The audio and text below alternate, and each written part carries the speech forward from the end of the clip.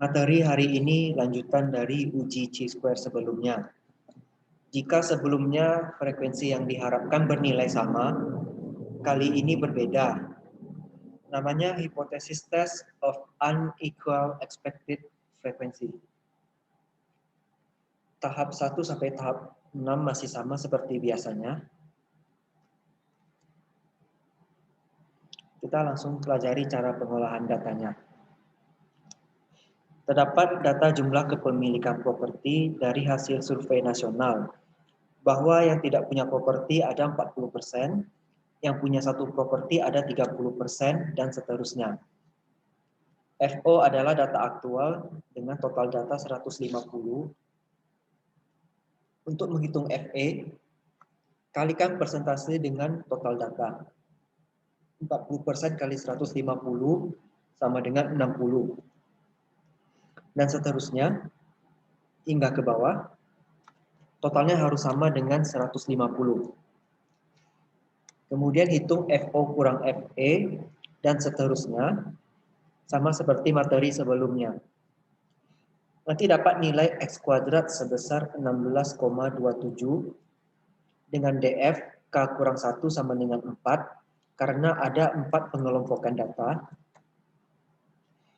kurang 1 sama dengan 3. Maka nilai X kuadrat tabelnya adalah 7,814.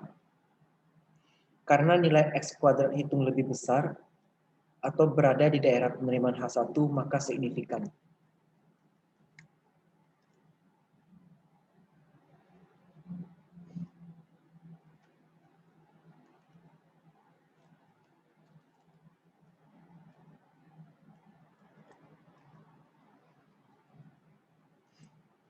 Berikutnya uji chi-square dengan tabel kontingensi. Terdapat data pembayaran upah yang dilakukan secara bulanan dan harian. Terdapat responden yang puas, netral, dan tidak puas. Totalkan masing-masing kolom dan baris.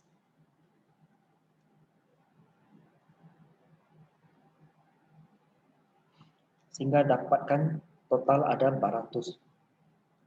Untuk menghitung FE, maka caranya kalikan kolom dan baris bersangkutan dan bagi dengan total data.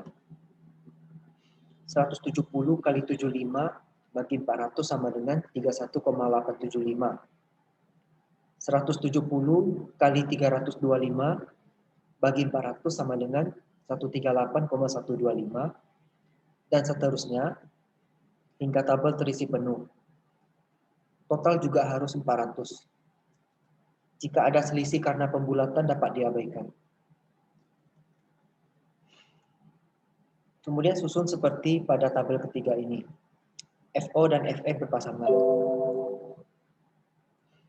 30 dengan 31,875, 140 dengan 138,125, dan seterusnya.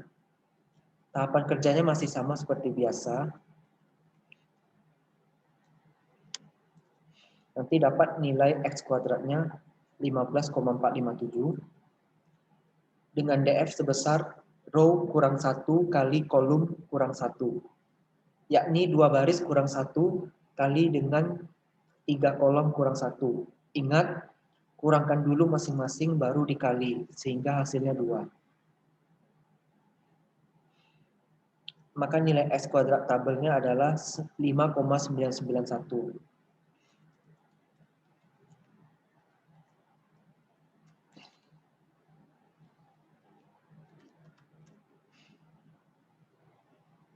Karena nilai X kuadrat hitung berada di sebelah kanan X kuadrat tabel atau berada di daerah penerimaan H1, maka signifikan. Uji chi-square ini bersifat non-parametrik, sehingga memiliki kelemahan yang cukup mendasar. Pengujian statistik dengan metode parametrik seperti uji T dan F lebih akurat untuk digunakan dalam pengujian hipotesis, tetapi memiliki syarat yang kompleks. Sedangkan uji non-parametrik tidak memerlukan syarat yang banyak, tetapi pengambilan keputusan terhadap hipotesisnya kurang akurat.